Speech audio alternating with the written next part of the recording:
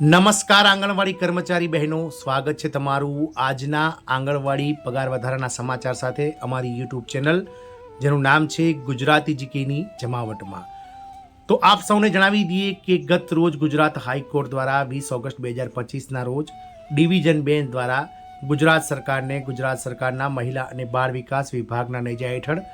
ICDS પ્રોજેક્ટમાં કામ કરતા લગભગ 1.6 લાખ આંગણવાડી કાર્યકર અને તેડાગર બહેનોના માસિક માનદ વેતનમાં 14,800 રૂપિયાનો વધારો કરી અને કાર્યકર બહેનોને 24,800 અને તેડાગર બહેનોને 20,300 રૂપિયા માનદ વેતન કરી આપવાનો ઐતિહાસિક ચુકાદો આપ્યો હતો અને સરકારને આગામી 6 મહિનામાં એટલે કે 28 ફેબ્રુઆરી 2026 સુધીમાં આ નવો પગાર વધારો જે છે તે એરિયસ સહિત 1 એપ્રિલ 2025થી લાગુ કરવાને લઈ અને અતિ મહત્વનો નિર્ણય લેવામાં આવ્યો હતો। ત્યારે આ રાજ્ય સરકારે ગુજરાત હાઈકોર્ટના ચુકાદાને ટાંકીને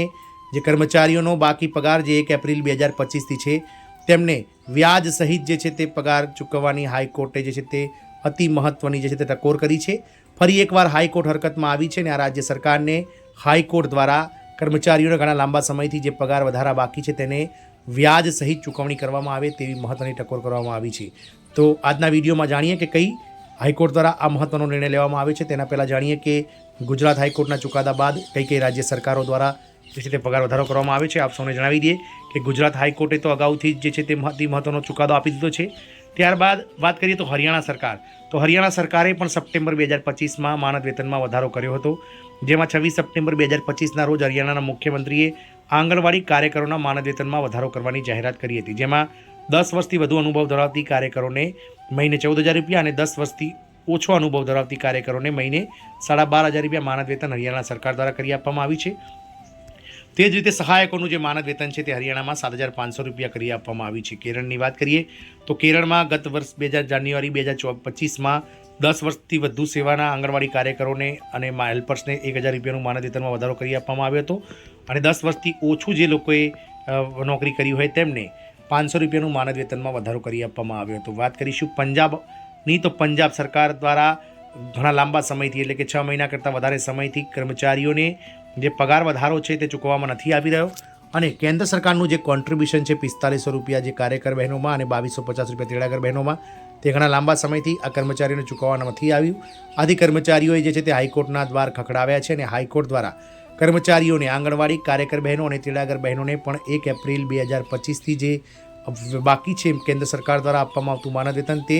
વ્યાજ સાથે ચૂકવણીની સૂચના આપી છે। તો 29 ઓક્ટોબર 2025ના રોજ પંજાબ અને હરિયાણા હાઈકોર્ટે પંજાબ સરકારને આંગણવાડી કાર્યકરો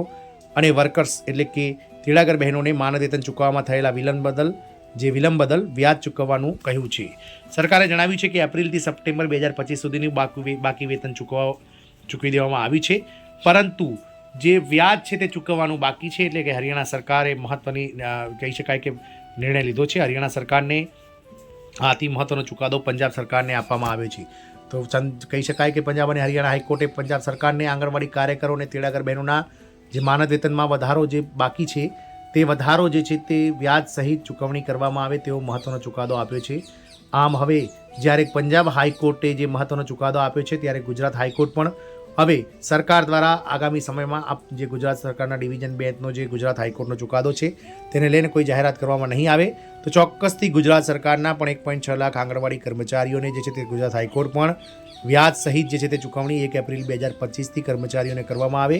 તેવો ઐતિહાસિક ચુકાદો પણ આપી શકે છે। પરંતુ જોવાનું એ રહેશે કે 1 એપ્રિલ 2025થી જે ચૂકવણી કરવાની છે તેની જાહેરાત 28 ફેબ્રુઆરી 2026 સુધીમાં ગુજરાત સરકાર દ્વારા કરવામાં આવે છે કે નહીં તેને જોવાનું રહેશે। પરંતુ ગુજરાત હાઈકોર્ટના ચુકાદા બાદ જ્યારે દેશભરના આ કર્મચારીઓ છે તેમાં ખુશીનો માહોલ જોવા મળી રહ્યો છે આંગણવાડી કર્મચારીઓમાં, અને આંગણવાડી કર્મચારીઓ વિવિધ રાજ્ય સરકારો સામે મોરચો માંડી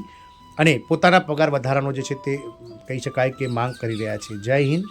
અસ્તુ।